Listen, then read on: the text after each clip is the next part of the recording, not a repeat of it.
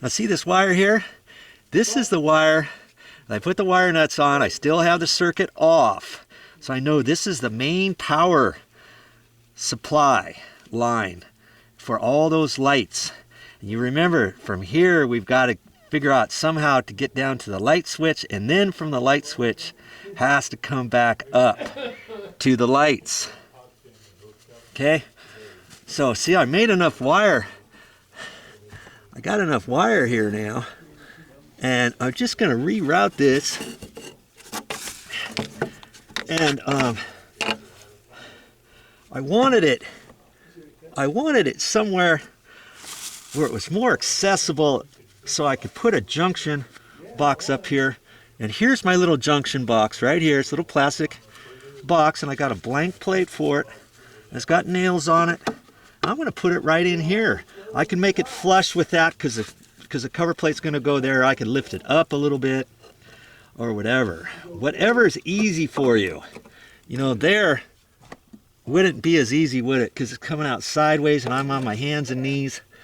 Here, I've got enough knee room and head room where this could be good right there.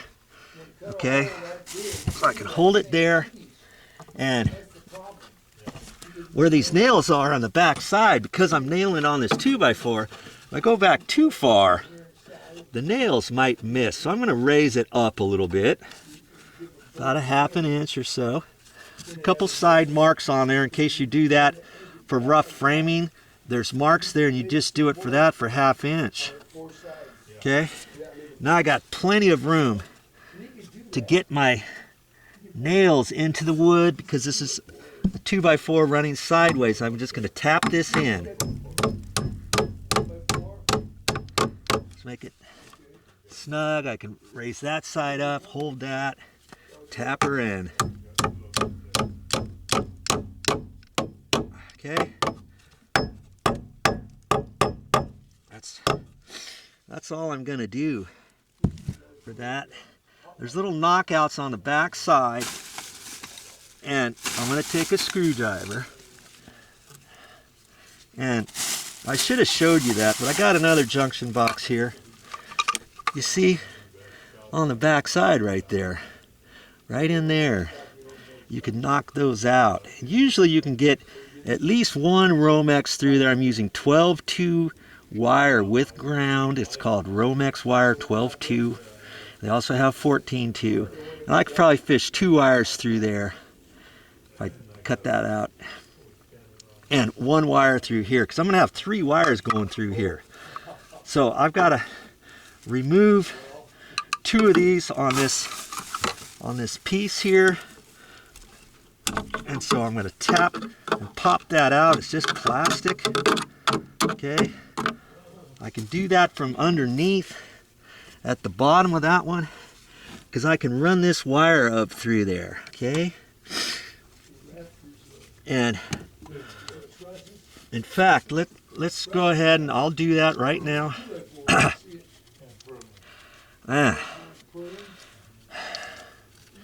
Get kind of tired up in here, crawling around. Now see, I'm just going to fish this through. I got all kinds of excess, but I see how I've got it routed, because I've got wood on the side here. Over on this side, I'm going to give enough. You can't really see it, but I'm going to give enough, and I'm going to put a staple in there within 6 inches of the box, and that's going to hold it. This other wire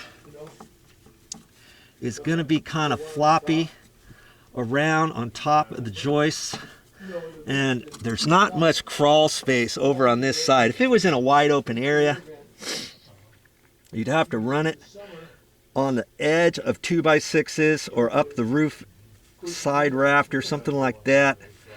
But because it's up underneath here, it's going to be hard for anybody to actually mess with the wire.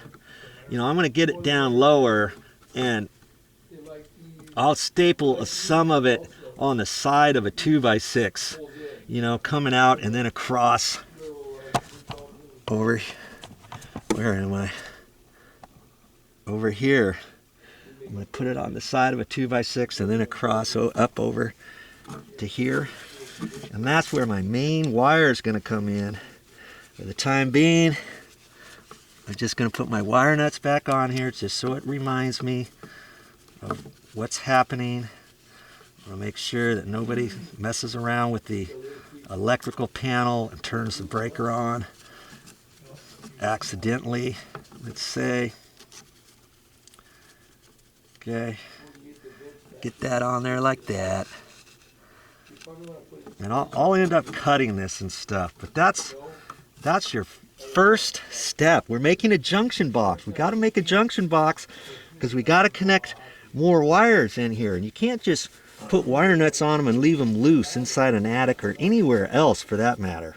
So this is called a junction box. We're going to have some more wires coming out of here, and I'll explain that right now. Now if you get a little mixed up while I explain this, you can always run the video back or send me your question, whatever, okay? But on to the next thing. We've got to get another wire out of here over to the existing light switch. You remember, power is going to come up to here. We're gonna imagine this is the ceiling junction box up in the ceiling. We've got power coming into it, and we've got to get over to the light switch, and the light switch is going to come back over to get into a light fixture. So how are we going to do all that? We're going to run it in here is what we're going to do. And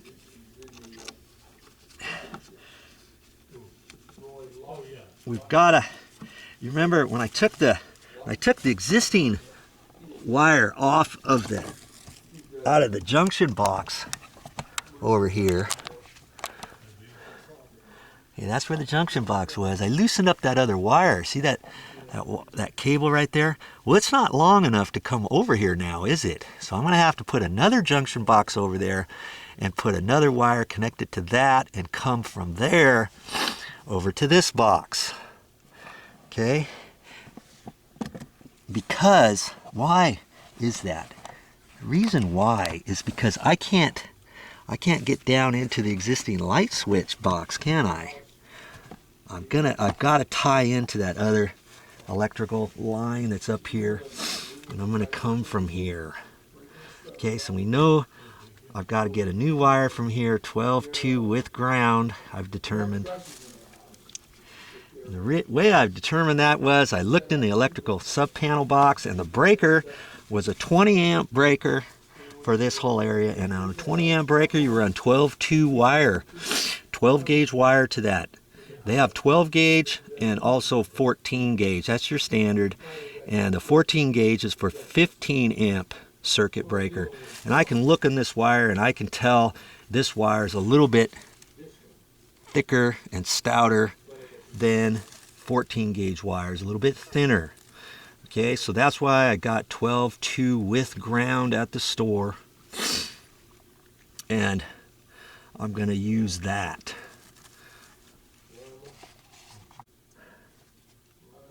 Now here's something else we got to do. We've got a ground wire. I was able to locate a ground wire, and it was by that box. Let me pan this in. You see that copper wire? That was daisy chained up here, loop-de-loop-de-loop to all of the metal boxes. There was a metal box there, and the tab was attached to the joist there, and the copper wire was wrapped around a nail, and then it was nailed in, and then that goes over to the next box, and it's wrapped around and gets nailed in, and to the next box, and the next box, and the next box. What I'm going to do is I've got to cut that, and because I've got enough room there, I'm going to go ahead and cut it there.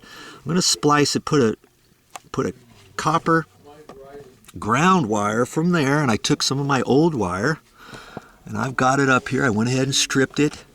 Strip the sheathing off. Remember that old wire I had?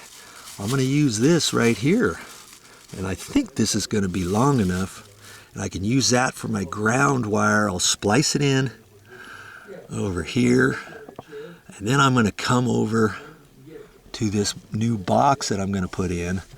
That way I can come up here, and then all my new wiring I can attach to that ground wire, okay? And then all my lights will be grounded. All right. So here, in summary, it's just me talking some more here. Here's the power coming into this box, okay? We're going to take another cable, 12-2 with ground, which is a black, white, and ground wire. We're going to attach that, and we're going to go, and that's going to go to the existing light switch. And you remember, one leg of that is going down for power for the light switch. One leg is coming back up. That is then going to control the lights. And so I've got those two wires are just going to be coming out of here. So then I'm going to take another cable, 12-2 with ground cable, coming out of here, and that particular one is going to go to the first light fixture, and then each light fixture is daisy chained together, boom to boom to boom to boom, and it all has to be connected from this junction box. Okay, now I got a fairly deep single gang junction box for that. I'm going to have a few wires in here, and I'll explain that as I go. Okay, I could have got a 2-gang box and got a blank plate for that, for extra wire in there or whatever. You know, I could have done that too. And another thing you could do, if you ever use a junction box up in the ceiling, you could use it for a junction box, and maybe you can put a plug there too. Maybe you want a plug in your attic, and you've got a plug there now. You put a blank, you put a cover plate on that, and next time you come up here, if it's close to your crawl space, you can plug in an extension cord, a light, trouble light, whatever. But this is at the end, pretty close to the end of the house, the far end of the crawl hole. So I'm just going to put a blank plate over that, okay?